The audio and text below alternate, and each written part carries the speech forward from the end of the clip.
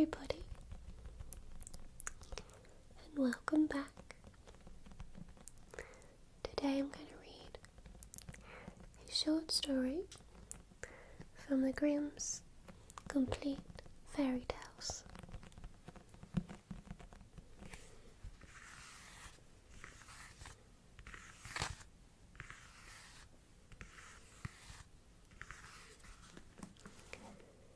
So please do sit back, relax, and enjoy the story. I'm going to pick one at random. Hopefully it's interesting. Let's go for stories about snakes. I have no idea what it's about.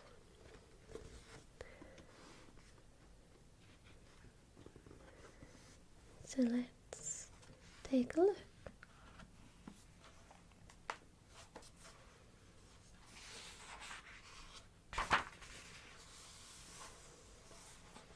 So this is called Stories About Snakes. There was once a little child whose mother gave her every afternoon a small bowl of milk and bread, and the child seated herself in the yard with it. When she began to eat, however, a snake came creeping out of a crevice in the wall, dipped his little head in the dish, and ate with her. The child had pleasure in this, and when she was sitting there with her little dish, and the snake did not come at once, she cried, "Snake, snake, come swiftly. Hither come, thou tiny thing. Thou shan't have thy crumbs of bread. Thou shan't refresh thyself with milk." Then the snake came in haste and enjoyed its food. Moreover, it showed gratitude, for it brought the child all kinds of pretty things from its hidden treasures, bright stones, pearls, and golden playthings. The snake, however, only drank the milk and left the breadcrumbs alone. Then one day the child took its little spoon and struck the snake gently on its head with it, and said, "Eat the breadcrumbs as well, little thing."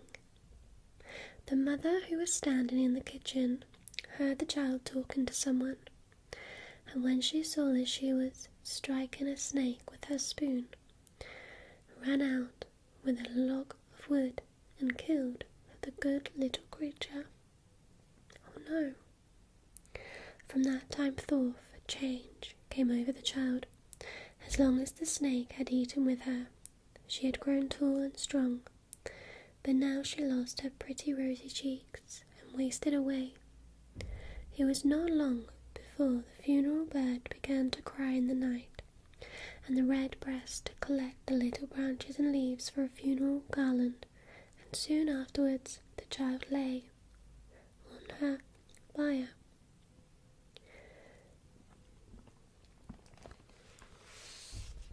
This is part 2.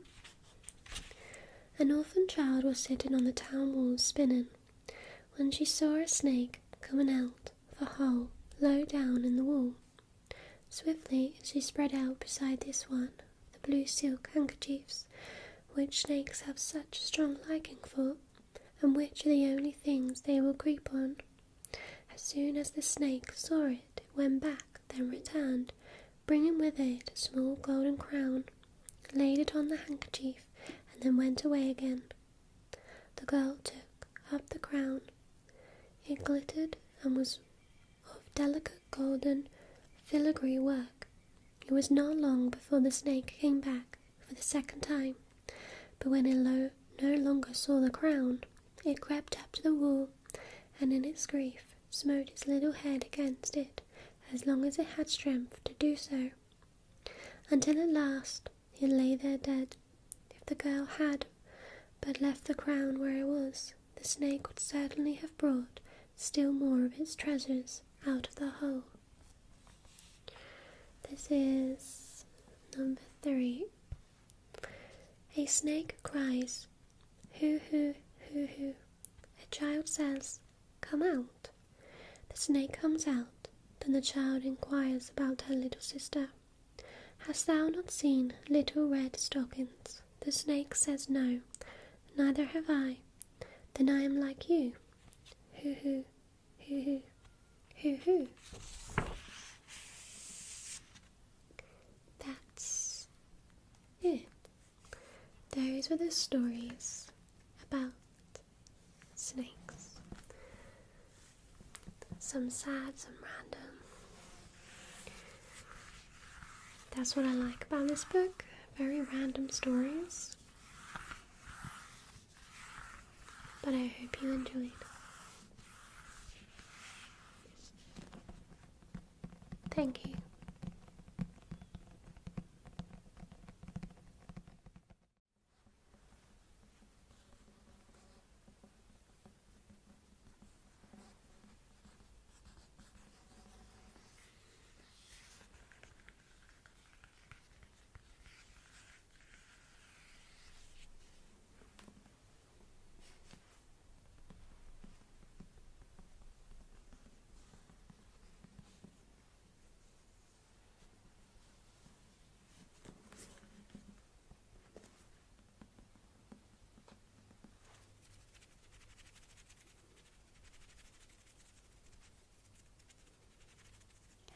Everybody, I hope you're all doing well.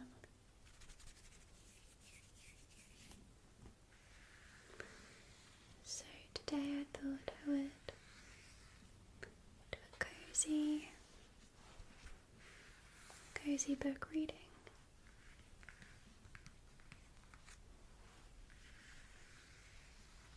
And I wanted to show you this beautiful book.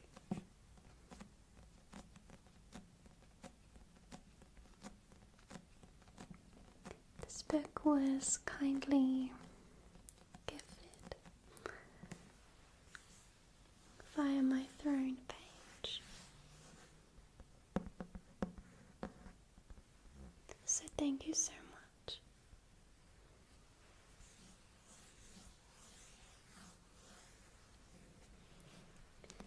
It's absolutely beautiful.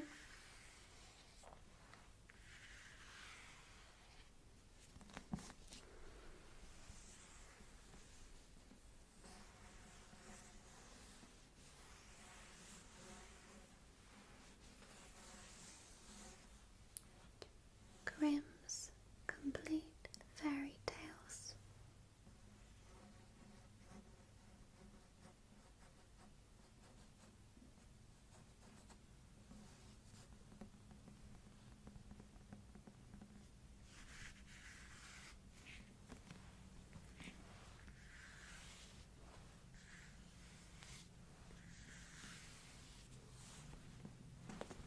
So the detail on the back. There's flowers, and it's silver and gold.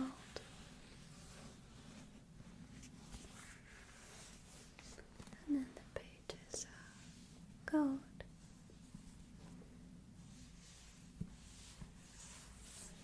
It's a very beautiful book. So I'm going to read the first short fairy tale. This is the inside.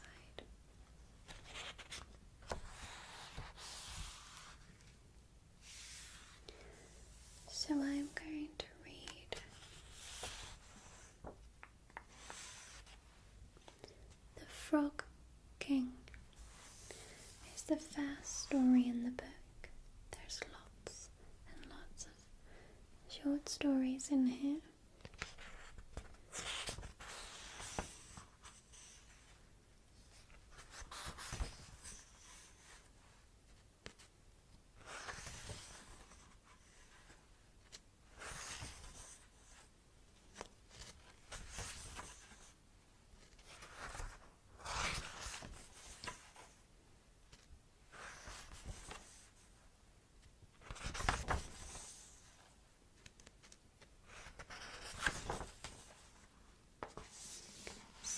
This is the Frog King. In old times, when wishing still helped one, there lived a king whose daughters were all beautiful, but the youngest was so beautiful that the sun itself, which has seen so much, was astonished whenever it shone in her face. Close by the king's castle lay a great dark forest, and under an old lime tree in the forest was a well.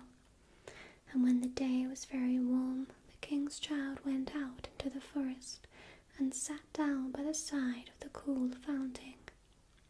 And when she was dull, she took a golden ball and threw it up on high and caught it, and this ball was her favourite plaything. Now it so happened that on one occasion the princess's golden ball did not fall into the little hand which she was holding up for it, but onto the ground beyond, and rolled straight into the water.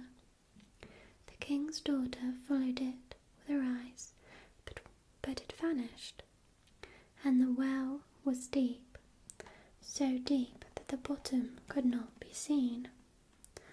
On this she began to cry, and cried louder and louder, and could not be comforted.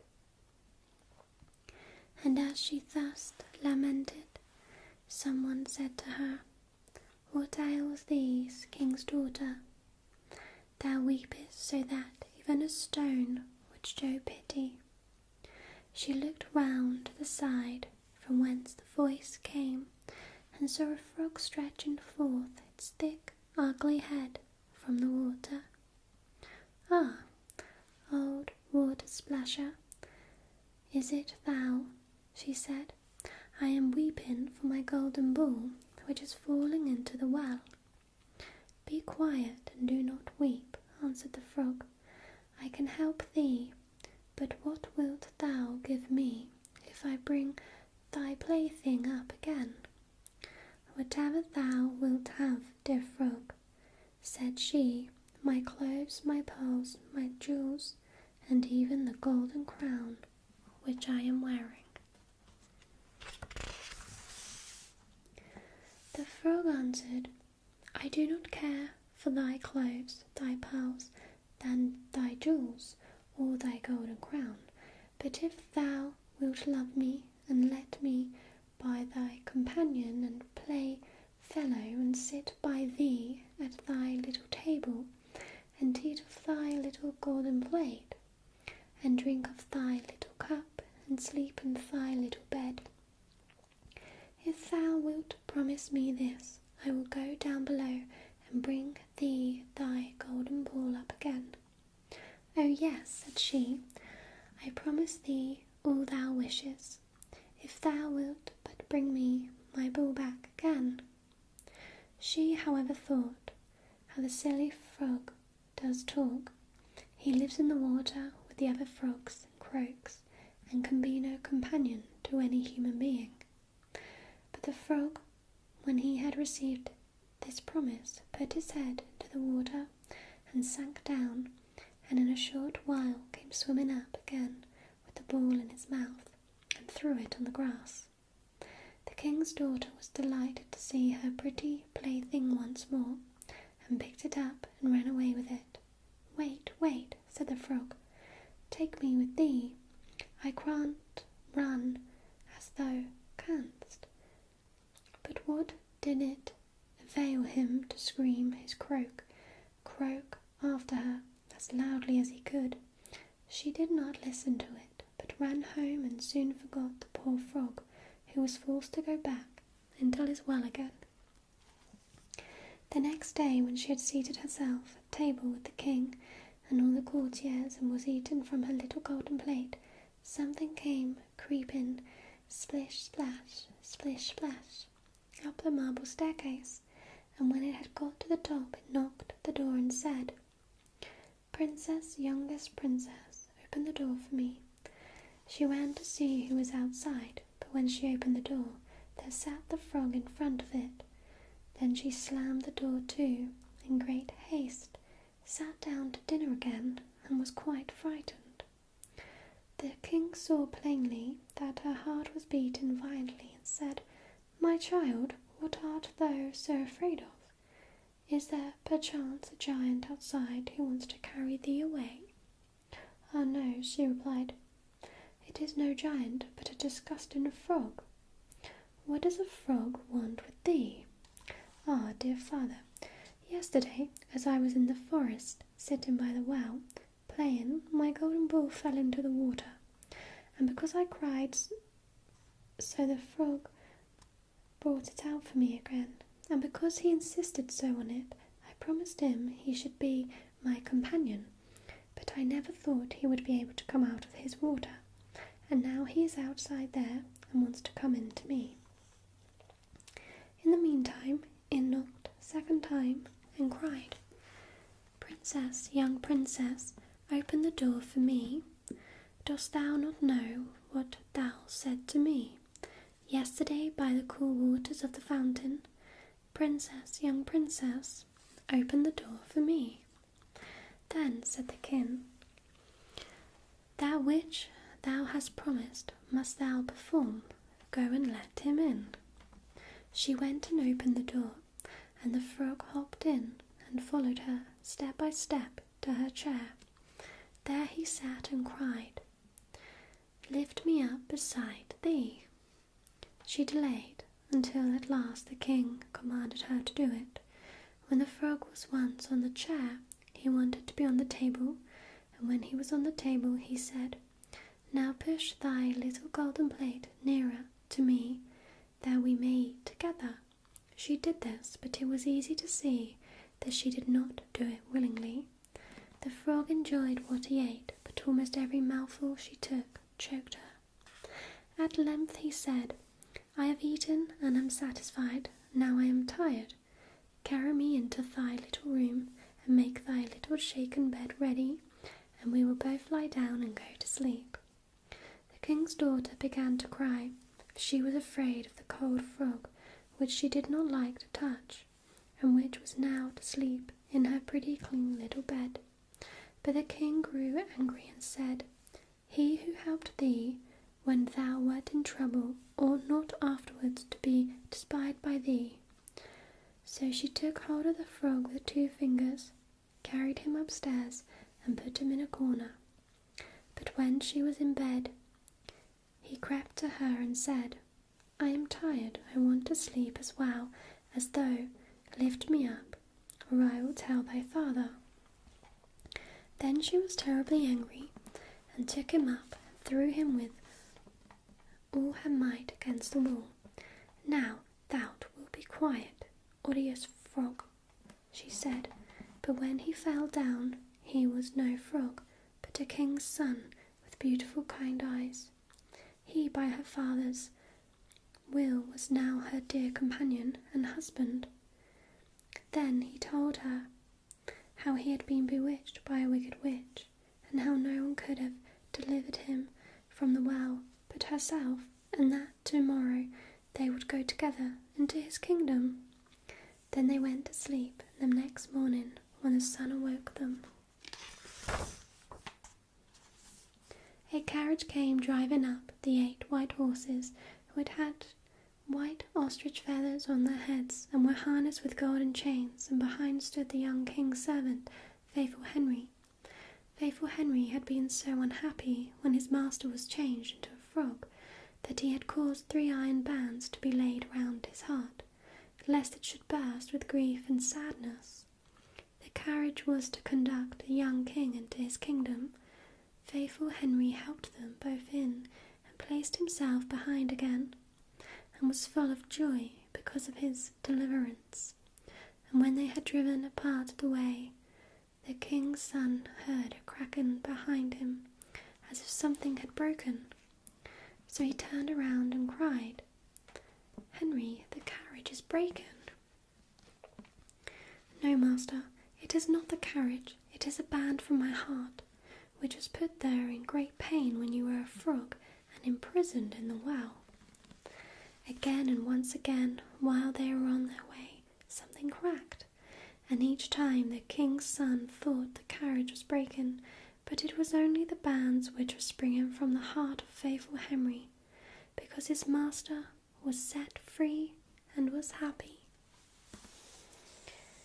So this is the picture, the illustration for the Frog King story. It's the princess and the frog. It says, she took hold of the frog with 2 fingers, carried him upstairs and put him in a corner.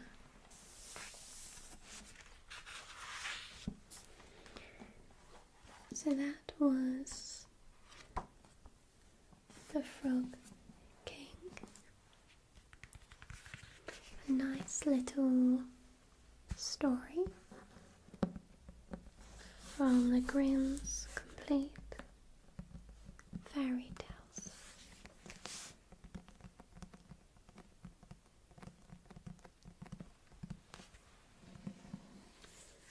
Let me know if you would like more stories. You can also watch more book readings on my other YouTube channel. It is just Bryoni ASMR Book Nook. I've actually just finished reading The Wonderful Wizard of Oz, so you can listen to the whole story soon.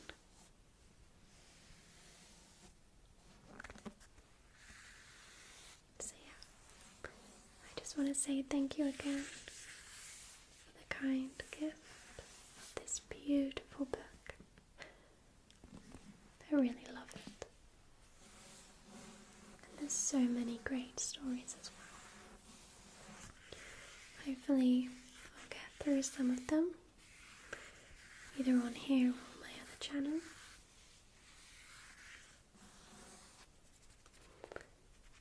Thank you so much.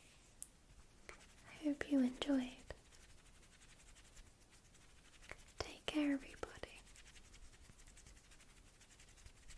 Bye-bye.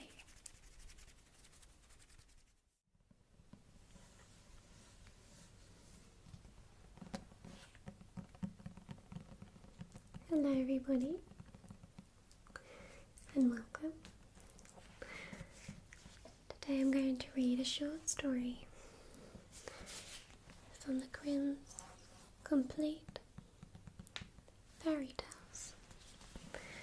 I'm going to randomly pick a story from the contents page, whichever looks like a good one.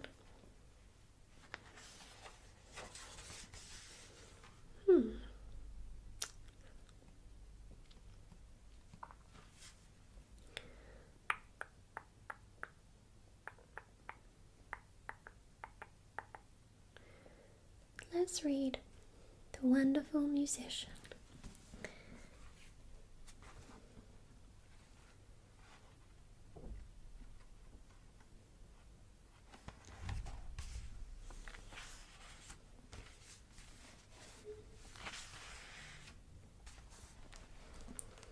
The Wonderful Musician. There was once a wonderful musician who went quite alone through a forest and thought of all manner of things, and when nothing was left for him to think about, he said to himself, "Time is beginning to pass heavenly. With me here in the forest, I will fetch thither a good companion myself." Then he took his fiddle from his back and played so that it echoed through the trees. It was not long before a wolf came trotting through the thickets towards him. "Ah, here is a wolf coming. I have no desire for him," said the musician. But the wolf came nearer and said to him, "Ah, dear musician, how beautifully thou dost play. I should like to learn that too." "It is soon learnt," the musician replied. thou hast only to do all that I bid thee. O musician, said the wolf, I will obey thee as a scholar obeys his master. The musician bade him follow, and when they had gone part of the way together, they came to an old oak tree which was hollow inside, and cleft in the middle. Look, said the musician, if thou wilt learn to fiddle, put thy forepaws into this crevice. The wolf obeyed, but the musician quickly picked up a stone, and with one blow wedged his 2 paws so fast that he was forced to stay there like a prisoner. Stay there until I come back again, said the musician, and went his way. After a while, he again said to himself, time is beginning to pass heavenly with me here in the forest. I will fetch hither another companion, and took his fiddle and played again in the forest. It was not long before a fox came creeping through the trees towards him. Ah, there's a fox coming, said the musician. I have no desire for him. The fox came up to him and said, O dear musician, how beautifully thou dost play. I should like to learn that too. That is soon learnt, said the musician. Thou hast only to do everything that I bid thee. O musician, then, said the fox, I will obey thee as a scholar obeys his master. Follow me, said the musician, and when they had walked a part of the way, they came to a footpath with high bushes on both sides of it. There the musician stood still, and from one side bent a young hazel bush down to the ground, and put his foot on top of it.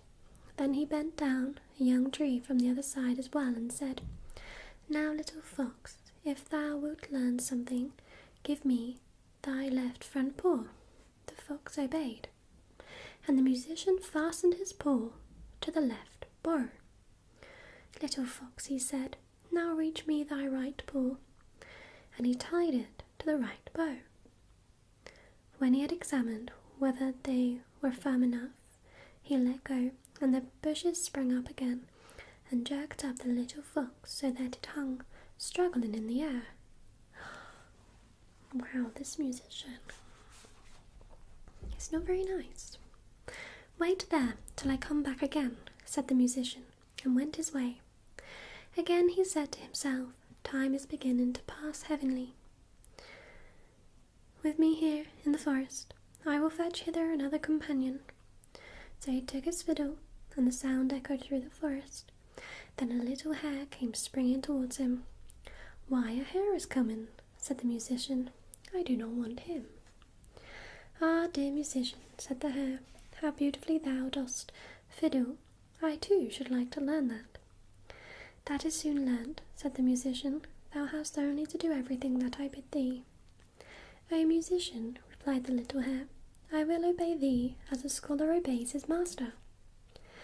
They went a part of the way together until they came to an open space in the forest, where stood an aspen tree. The musician tied a long string around the little hare's neck, the other end of which he fastened to the tree. Now, briskly, little hare, run 20 times around the tree, cried the musician, and the little hare obeyed. And when it had run round 20 times, it had twisted the string 20 times around the trunk of the tree, and the little hare was caught, and let it pull and tug as it liked. It only made the string cut into the tender neck. I don't like the sound of this musician. Wait there till I come back, said the musician, and went onwards. The wolf in the meantime had pushed and pulled and bitten at the stone, and had worked so long that he had set his feet at liberty, and had drawn them once more out of the cleft. Full of anger and rage, he hurried after the musician, and wanted to tear him to pieces. When the fox saw him running, he began to lament, and cried with all his might, Brother wolf, come to my help, the musician has betrayed me. The wolf drew down the little tree, bit the cord in two, and freed the fox, who went with him to take revenge on the musician. They found the tied-up hare, whom likewise they delivered. And then they all sought the enemy together. The musician had once more played his fiddle as he went on his way, and this time he had been more fortunate. The sound reached the ears of a poor woodcutter, who instantly, whether he would or no, gave up his work and came with his badger under his arm to listen to the music. "At last comes the right companion," said the musician, "for I was seeking a human being and no wild beast." And he began and played so beautifully and delightfully that the poor man stood there as if bewitched, and his heart leaped with gladness. And as he thus stood, the wolf, the fox, and the hare came up, and he saw well that they had some evil design. So he raised his glittering axe and placed himself before the musician, as if to say, "Whoso wishes to touch him, let him beware, for he will have to do with me." Then the beasts were terrified and ran back into the forest. The musician, however, played once more to the man out of gratitude, and then went onwards. So that was The Wonderful Musician. What do we think? Do we think he's wonderful? I think he's a little bit mean. Should be called the Mean Musician. But I hope you enjoyed that little short story. The stories in here are definitely creative. I'm excited to get through them. Thank you so much.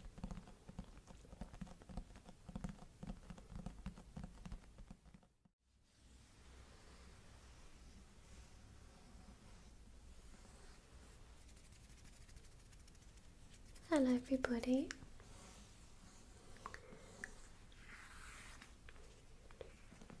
Today I'm going to read another story from the Grimm's Complete Fairy Tales.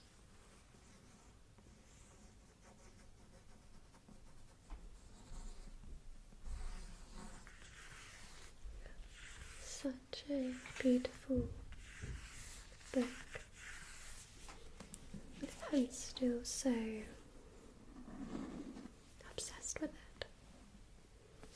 The gold. So, I'm not sure which story to read. Let's have a little look.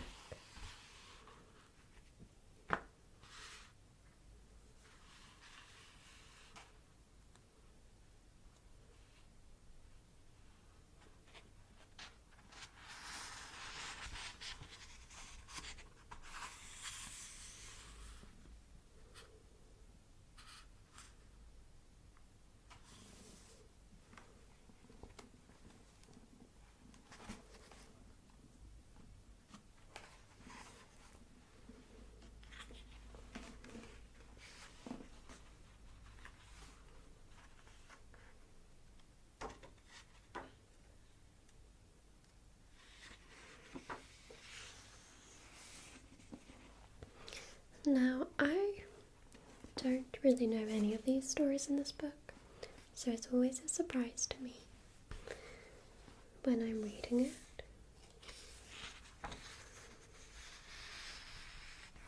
I'm going to read The Queen Bee. I assume it's about bees, but with this book, you never really know what the story is going to be. So, this is The Queen Bee.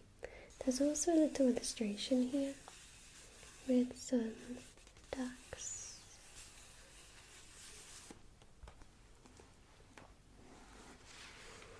So this is The Queen Bee.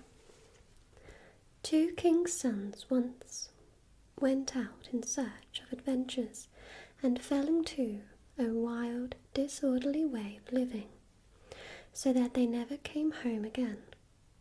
The youngest, who was called Simpleton, set out to seek his brothers, but when at length he found them, they mocked him for thinking that he with his simplicity could get through the world when they too could not make their way, and yet were so much cleverer. They all three travelled away together and came to an ant hill. The two elder wanted to destroy it and see the little ants creeping about in their terror and carrying their eggs away. But Simpleton said, "Leave the creatures in peace. I will not allow you to disturb them." Then they went onwards and came to a lake, on which a great number of ducks were swimming. The two brothers wanted to catch a couple and roast them, but Simpleton would not permit it, and said, "Leave the creatures in peace. I will not suffer you to kill them."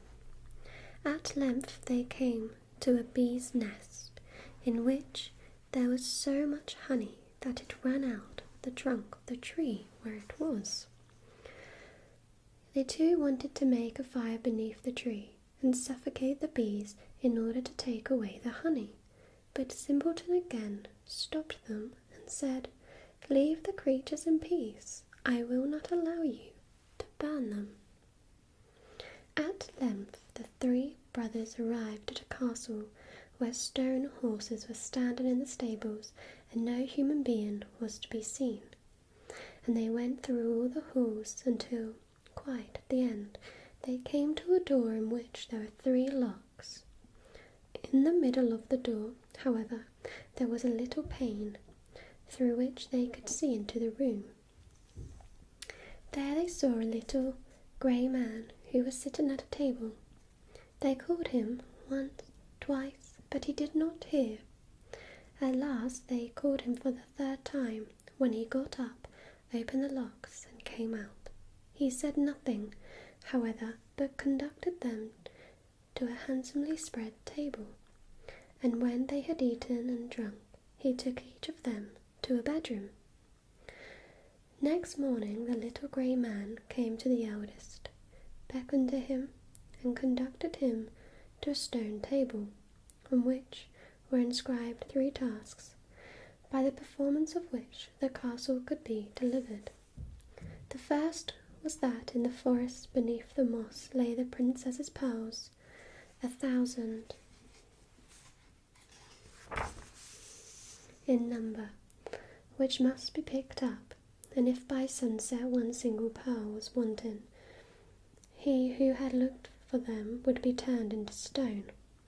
The eldest went thither and sought the whole day, but when it came to the end, he had only found 100. And what was written on the table came to pass, and he was changed into stone. Next day the second brother undertook the adventure. It did not, however, fare much better with him than the eldest. He did not find more than 200 pearls, and was changed to stone. At last the turn came to Simpleton also, who sought in the moss. It was, however, so hard to find the pearls, and he got on so slowly, that he seated himself on a stone and wept. And while he was thus sitting, the king of the ants, whose life he had once saved, came with 5,000 ants, and before long the little creatures had got all the pearls together, and laid them in a heap. The second task, however, was to fetch out of the lake the key of the king's daughter's bedchamber. When Simpleton came to the lake, the ducks which he had saved swam up to him, dived down, and brought the key out of the water. But the third task was the most difficult. From amongst the 3 sleeping daughters of the king was the youngest and dearest to be sought out. They, however, reassembled each other exactly, and were only to be distinguished by their having eaten different sweetmeats before they fell asleep. The eldest a bit of sugar, the second a little syrup, and the youngest a spoonful of honey. Then the queen of bees, which Simpleton had protected from the fire, came and tasted the lips of all 3, and at last she remained sitting on the mouth which had eaten honey, and thus the king's son recognized the right princess. Then the enchantment was at the end, everything was released from sleep, and those who had been turned to stone received once more their natural forms. Simpleton married the youngest and sweetest princess, and after her father's death became king, and his 2 brothers received the 2 older sisters. The end. So that was the story of the Queen Bees. Short and sweet. A little story from the Grimm's complete fairy tales. I've noticed these fairy tales can be quite dramatic, but it's always fun to read them. Thank you so much. I hope you enjoyed this little reading. Take care. Bye-bye.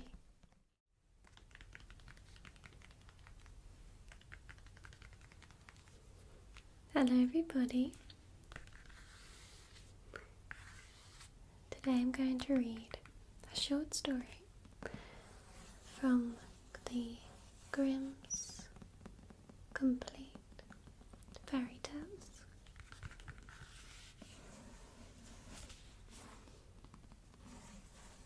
I love this book.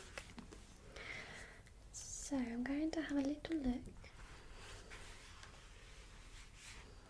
and I'm going to pick one at random.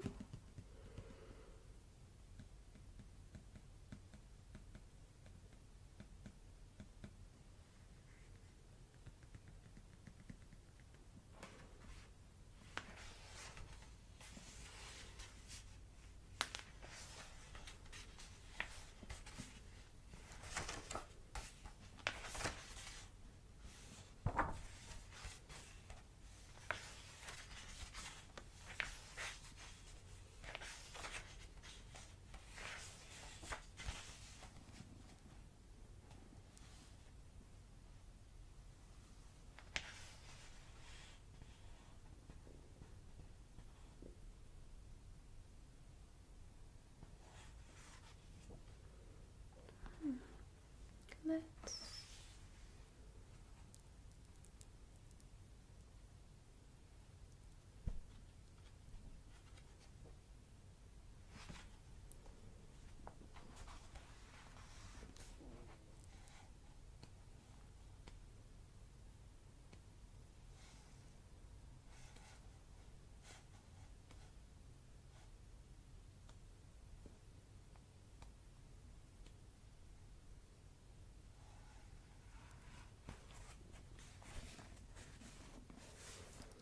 I'm going to read Cat and Mouse in Partnership. This sounds interesting. A certain cat had made the acquaintance of a mouse, and had said so much to her about the great love and friendship she felt for her, that at length the mouse agreed that they should live and keep house together. But we must make a provision for winter, or else we shall suffer from hunger, said the cat. And you, little mouse, cannot venture everywhere, or you will be caught in a trap some day.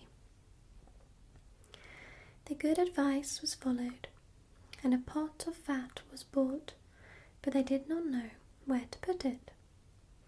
At length, after much consideration, the cat said, I know no place where it will be better stored up than in the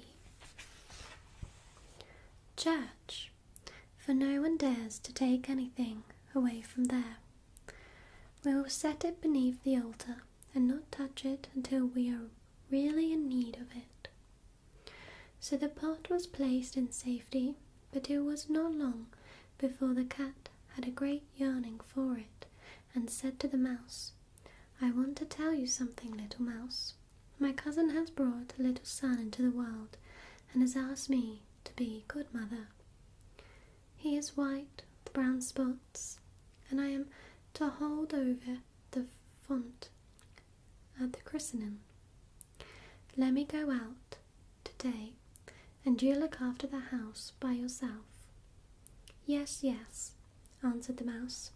By all means go, and if you get anything very good, think of me. I should like a drop of sweet red christening wine too. All this, however, was untrue. The cat had no cousin and had not been asked to be godmother, so went straight to the church, stole to the pot of fat, began to lick at it, and licked the top of the fat off.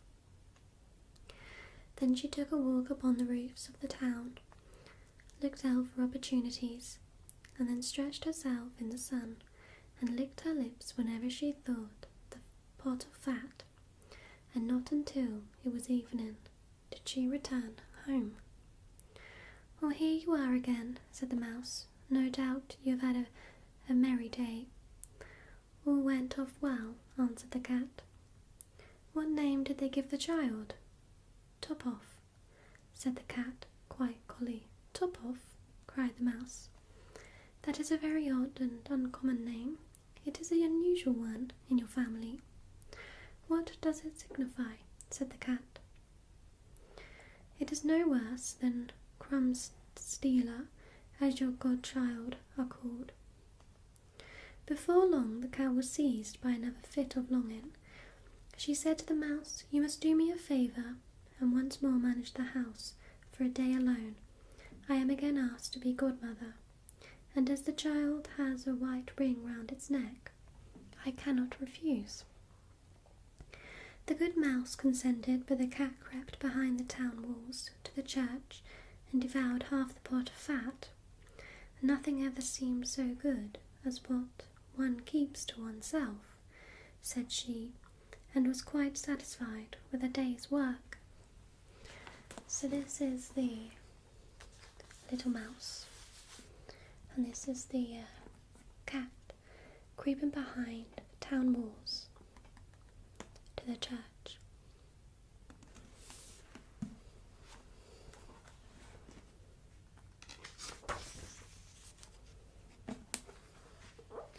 When she went home, the mouse inquired, "And what was this child christened?"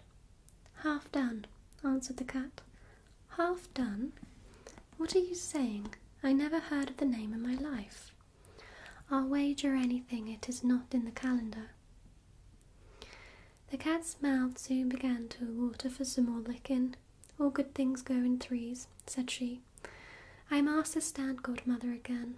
The child is quite black, only it has white paws, but with that exception it has not a single white hair on its whole body.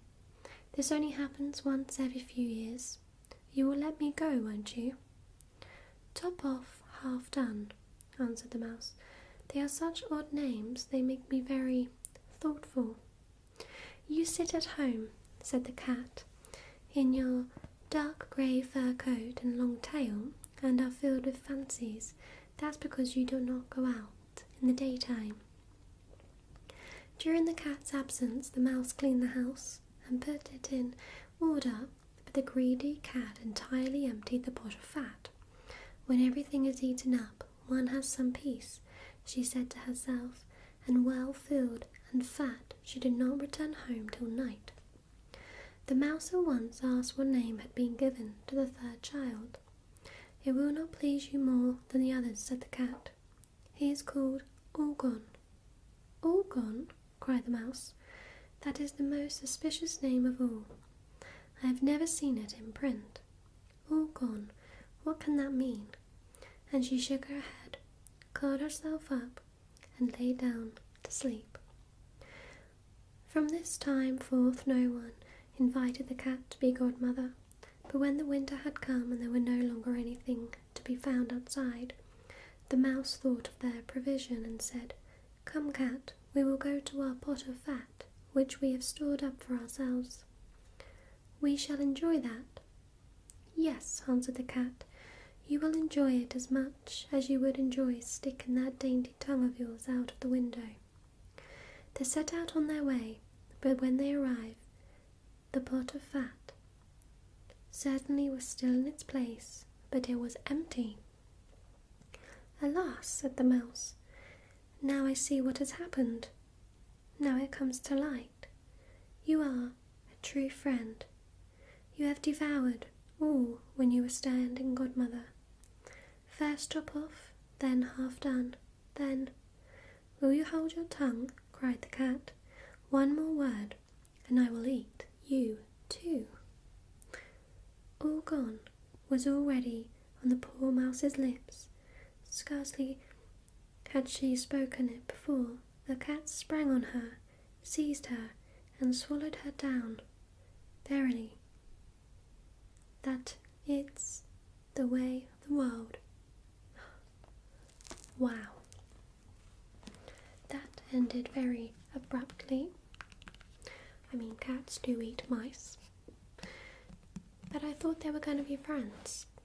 I thought the cat was going to apologise and say, "You'll never do it again." But the cat didn't. The cat ate the mouse. It is the way of life, but I find these stories to be quite brutal at times, but they're always a good read. I hope you enjoyed this one.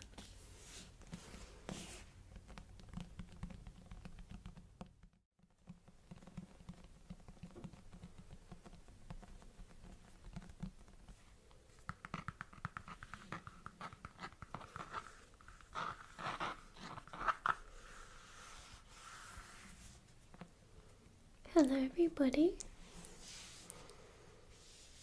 welcome back. Today I thought I would read a short story from the Grimm's Complete Fairy Tales. I'm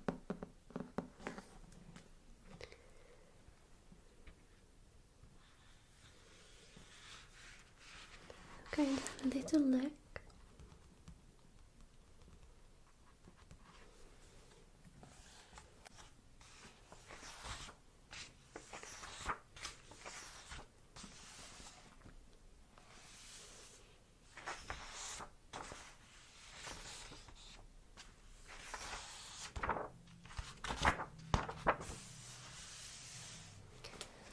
I'm going to read Rapunzel. There were once a man and a woman who had long in vain wished for a child. At length the woman hoped that God was about to grant her desire. These people had a little window at the back of their house from which a splendid garden would be seen, which was full of the most beautiful flowers and herbs. It was, however, surrounded by a high wall, and no one dared to go into it because it belonged to an old enchantress who had great power and was dreaded by all the world. One day the woman was standing by this window and looked down into the garden, when she saw a bed which was planted with the most beautiful Rapunzel, and it looked so fresh and green that she longed for it, and had the greatest desire to eat some. This desire increased every day, and as she knew that she could not get any of it, she quite pinned away, and looked pale and miserable. Then her husband was alarmed and asked, "What I leave thee, dear wife?" "Ah," she replied, "if I can't get some of the rampion which is in the garden behind our house to eat, I shall die." The man who loved her thought, "Sooner than let thy wife die, bring her some of the rampion thyself, let it cost thee what it will."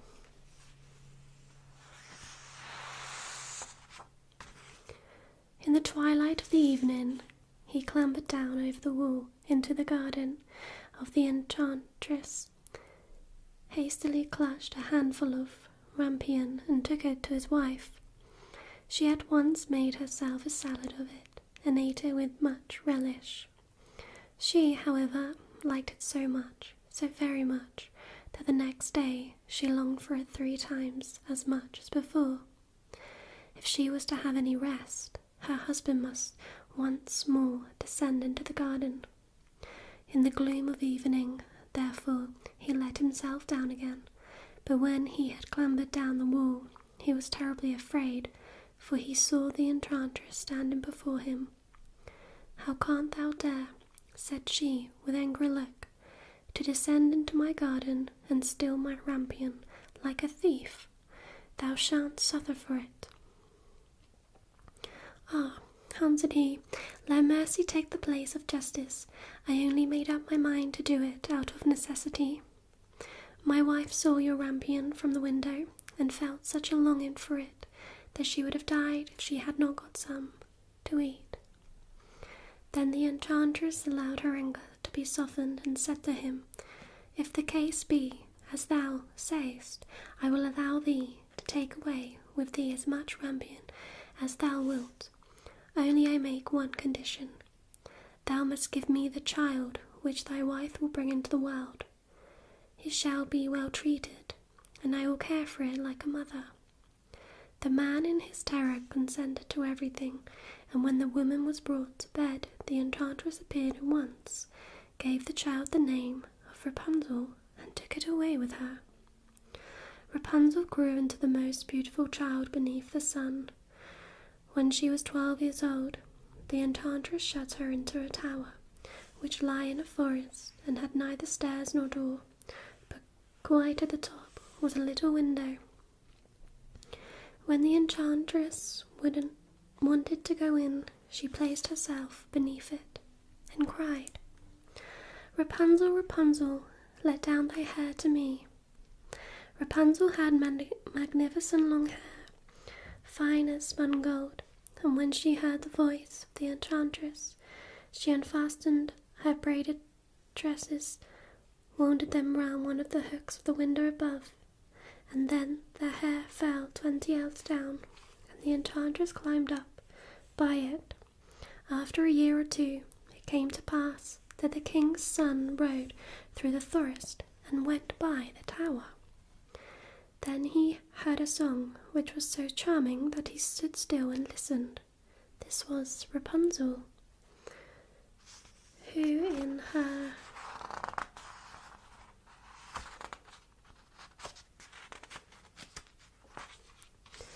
solitude passed her time in letting her sweet voice resound.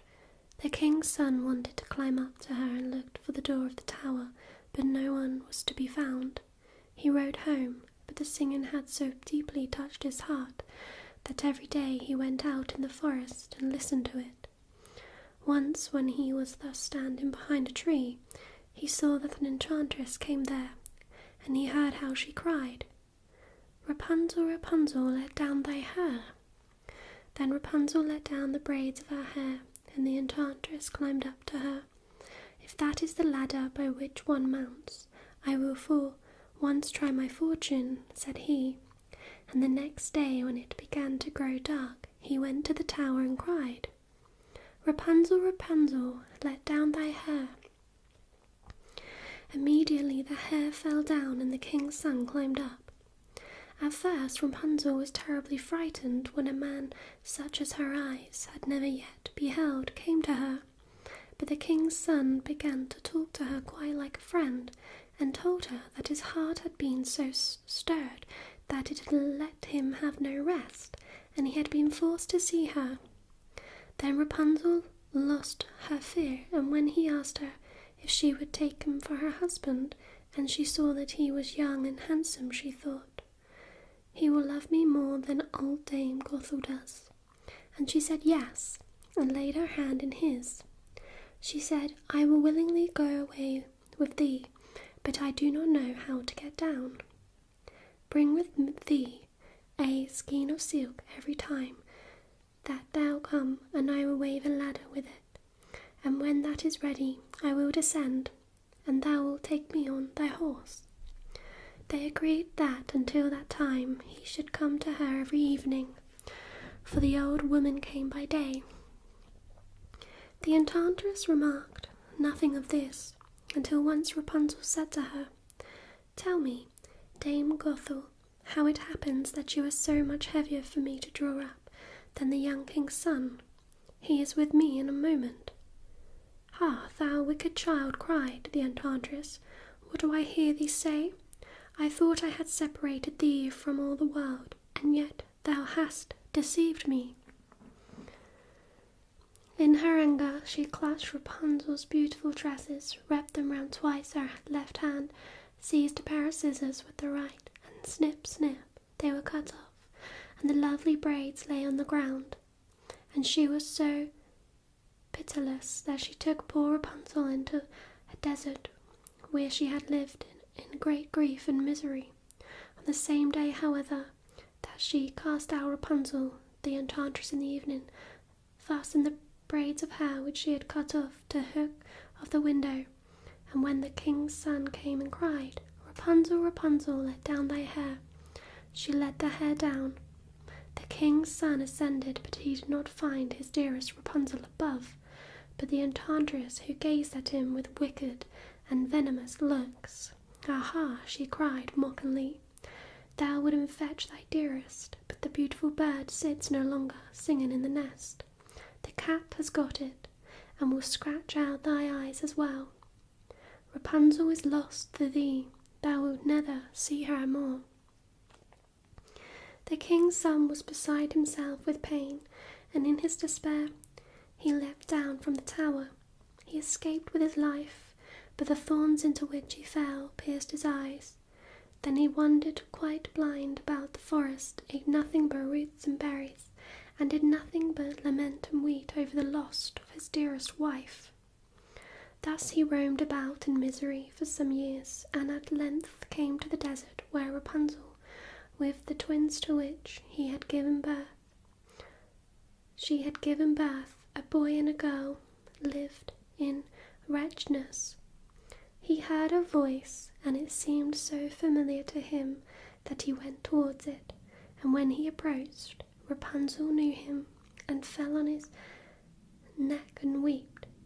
2 of her tears wetted his eyes, and they grew clear again, and he could see with them as before. He led her to his kingdom, where he was joyfully received, and they lived a long time afterwards, happy and contented. So that was the short story of Rapunzel.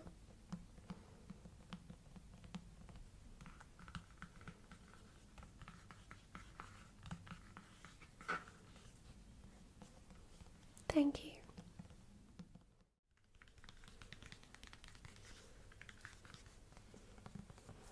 Hello everybody.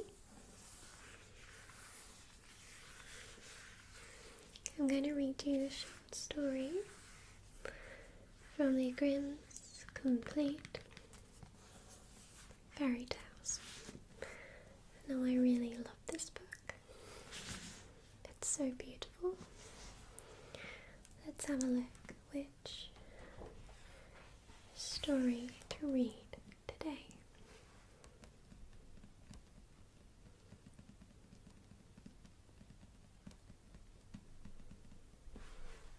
This one has really stuck out to me. Sweet Porridge. I don't know why. Let's have a little look.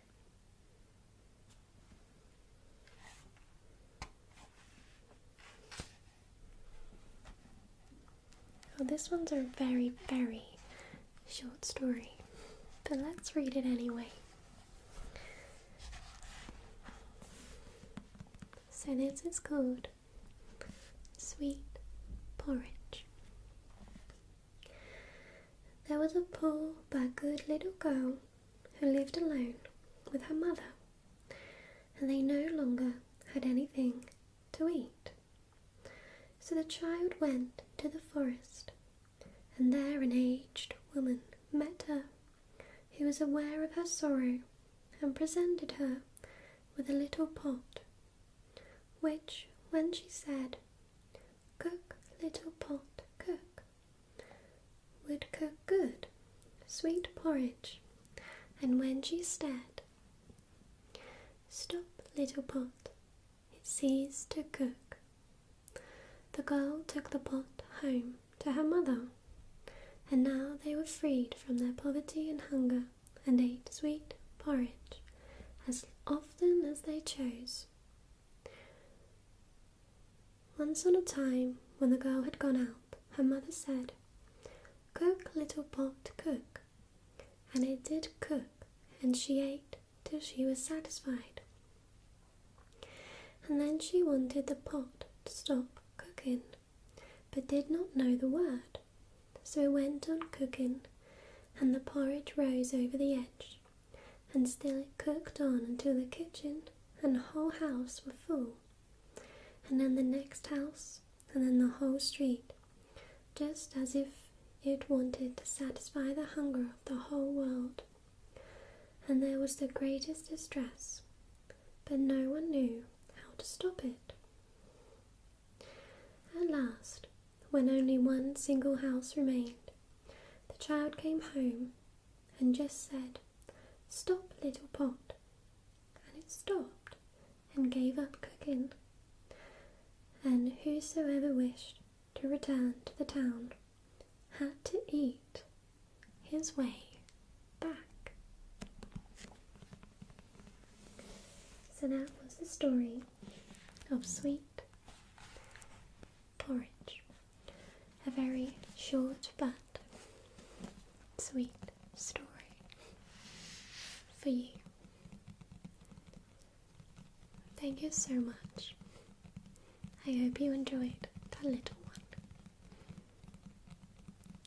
Take care. Bye-bye.